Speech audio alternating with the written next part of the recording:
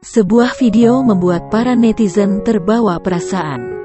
Video tersebut memperlihatkan seorang suami yang tak jujur pada istrinya meski masakannya mungkin saja terasa asin. Hal ini terlihat pada video viral yang ramai beredar di media sosial. Video tersebut pertama kali diunggah oleh akun TikTok @alpiancindi.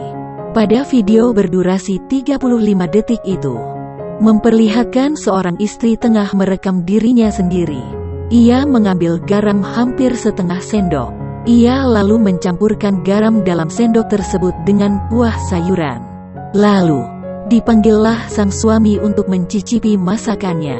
Sang suami dengan wajah yang tak tahu apa-apa, mencicipi masakan istrinya.